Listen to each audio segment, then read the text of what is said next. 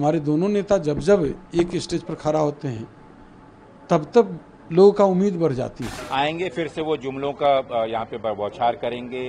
बिहार आते हैं प्रधानमंत्री जी तो देश का नजर रहता है प्रधानमंत्री जी के ऊपर।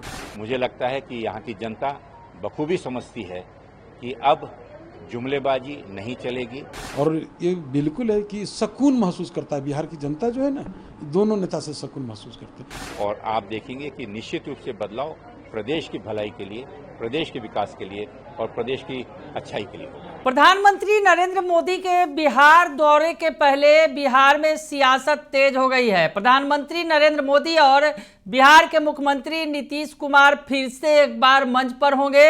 विपक्ष ने हमला बोलना शुरू कर दिया है तो जदयू तारीफों में कसीदे पड़ रही है। नमस्कार, दर्श न्यूज में आपका स्वागत है। मैं हूं अनुराग।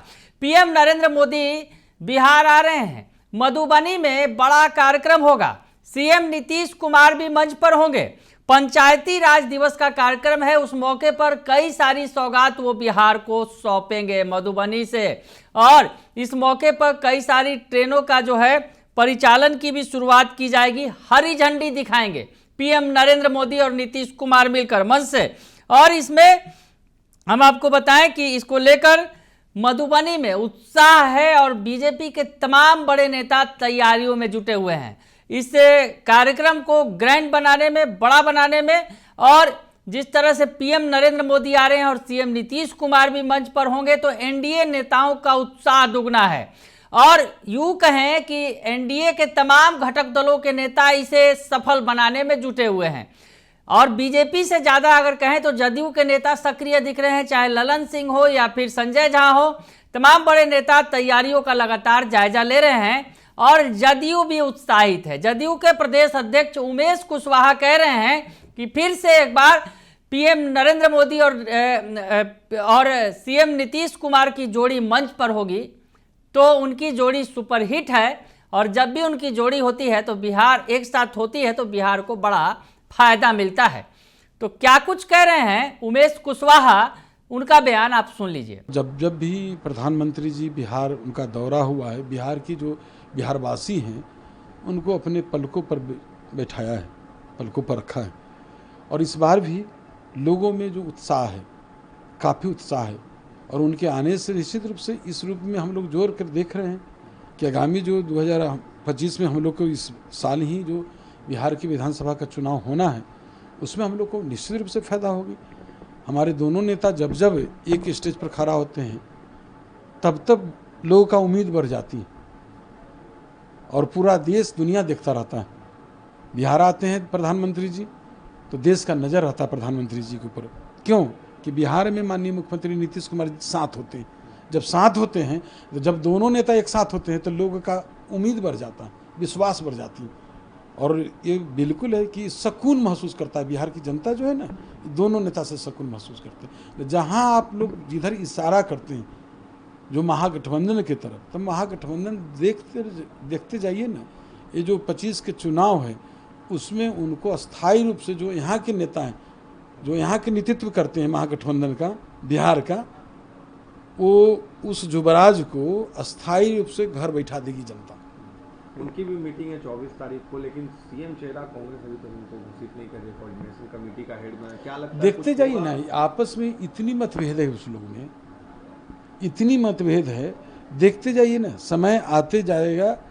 और ये जो है उनकी जो इतनी मतभेदता मैंने बढ़ी हुई है कि कभी कोई मानने को तैयार नहीं होगा। और यहाँ तो बिहार की जनता सिर्फ नीतीश कुमार जी को, हमारी जो डबल इंजन की सरकार है उसी को पसंद करती हैं। देख रहे हैं ना कि आप लोकसभा चुनाव के पहले विधानसभा जो उपचुनाव हुआ 4 जगह, किस तरह से जो है विपक्षी दल हमारे नेता के बारे में, हमारी पार्टी के बारे में, एनडीए के बारे में भविष्यवाणी कर रहे थे। तरह तरह के समीकरण का हवाला दे रहे थे और हवाला देकर जीत के पक्की घोषणा कर रहे थे। लेकिन क्या हुआ, ये तो बिहार की जनता ने तो साबित कर ही ना दिया कि बिहार में माननीय मुख्यमंत्री नीतीश कुमार जी का कोई विकल्प है ही नहीं। तो सब लोग का आस्था है, विश्वास है। हमारे नेता पर, और देखते जाइए 25 में एनडीए इतिहास लिखेंगे। सुना आपने कि उमेश कुशवाहा कह रहे हैं कि मंच पर पीएम नरेंद्र मोदी भी होंगे और सीएम नीतीश कुमार भी होंगे। उनकी जोड़ी अगर एक साथ रहती है तो बिहार की बल्ले बल्ले होती है, बिहार को सौगातों की बौछार लग जाती है और विपक्ष को परेशानी होने लगती है। अब विपक्ष का भी बयान सुन लेते हैं। विपक्ष की तरफ से भी तमाम बड़े नेताओं का आगमन पटना में हो रहा है, जहां बीजेपी के बड़े बड़े नेता भी आ रहे हैं तो दूसरी तरफ कांग्रेस के बड़े नेता भी आ रहे हैं। राहुल गांधी भी आए थे हाल में, उसके बाद सचिन पायलट भी आए थे और अब अविनाश पांडे जो कांग्रेस के महासचिव हैं वो पहुंचे हैं और वो हमला बोल रहे हैं पीएम नरेंद्र मोदी के दौरे पर। पीएम नरेंद्र मोदी के बिहार दौरे को लेकर क्या कुछ कह रहे हैं अविनाश पांडे, उनका बयान सुनिए। शिफ्ट हो गई है, डाइवर्ट हो गई है, पार्ट बन चुकी है भाजपा की। इसमें क्या शक है। माननीय राहुल गांधी जी हमेशा सत्य बोलते आए हैं और वो आगे भी सत्य बोलेंगे। राहुल गांधी जी ने कहा, आज वो सत्य को पूरी देश की जनता जानती है कि किस प्रकार से भारतीय जनता पार्टी, उनका इलेक्शन डिपार्टमेंट उन्हें ईडी को बना दिया है और अपनी चुनाव लड़ने की ईवीएम मशीन चुनाव आयोग को बना दिया है। और इन सभी संवैधानिक संस्थाओं को लेकर जिस प्रकार से इस देश के संविधान के साथ में खिलवाड़ हो रहा है, इस देश की संवैधानिक संस्थाओं का दुरुपयोग किया जा रहा है, ये ना भूले आज की वर्तमान सरकार और उसमें काम करने वाले अधिकारीगण, ये सरकार कोई परमानेंट नहीं है।